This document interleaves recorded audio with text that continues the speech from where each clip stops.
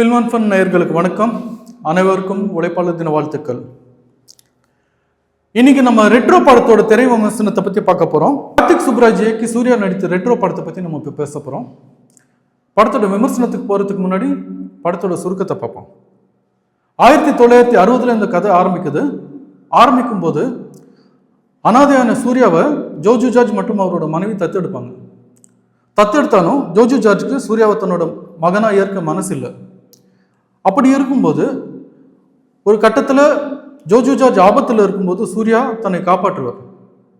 முதல் முறையாக ஜோஜு ஜார்ஜ் சூர்யாவை தன்னோட மகனாக ஏற்பார். அவங்க ரெண்டு பேருக்குள்ள தந்தை மகன் உறவு அதுக்கப்புறமா எப்படி நீடிக்கும்ன்றது ஒரு கதையோட ஒரு பகுதி. ஆனால் கதையோட மையம் சூர்யா மற்றும் பூஜா ஹெக்டேவோட காதல் கதை.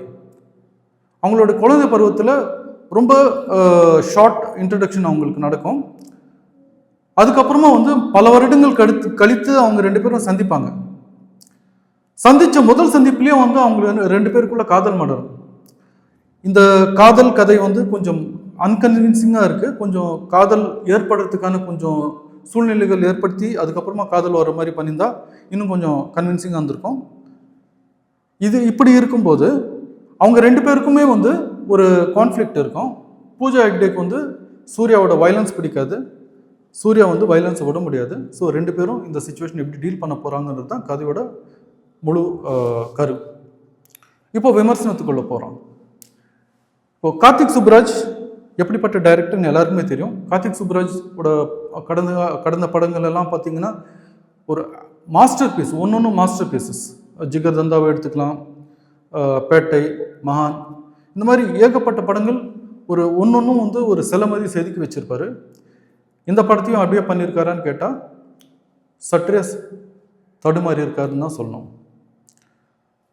அப்புறம் இசை, சந்தோஷ் நாராயணனோட இசை இந்த கதையை தூக்கி நிறுத்தியிருக்கு.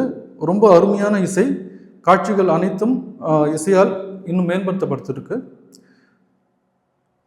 எடிட்டிங்கை பற்றி பேசணுன்னா எடிட்டிங் கொஞ்சம் சொதப்பியிருக்காங்கன்னு தான் சொல்லணும்.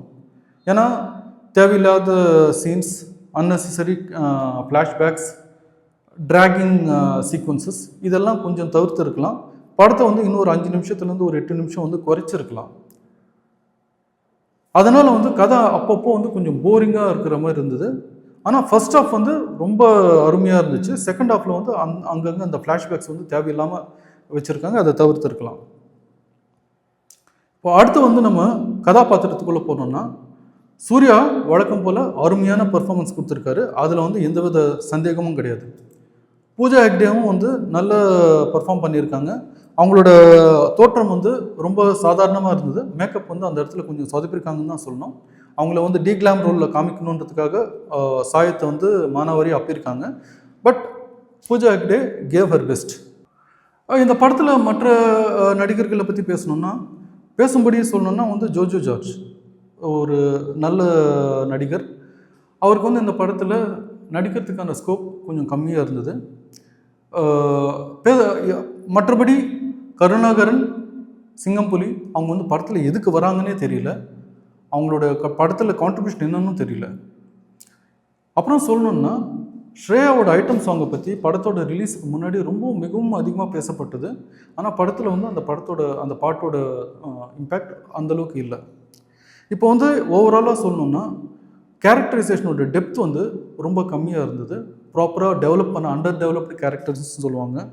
கேரக்டர்ஸ் ப்ராப்பராக டெவலப் பண்ணல. காமெடிக்கான ஸ்கோப் நிறைய இருந்தது.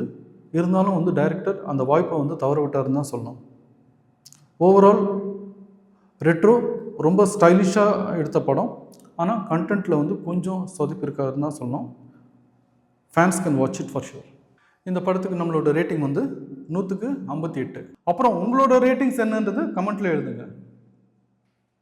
இந்த ரிவ்யூ இவ்வளோ நேரம் பார்த்த நேயர்கள் அனைவருக்கும் நன்றி. மற்றும் ஒரு திரை விமர்சனத்தோடு நான் முன் வருகிறேன்.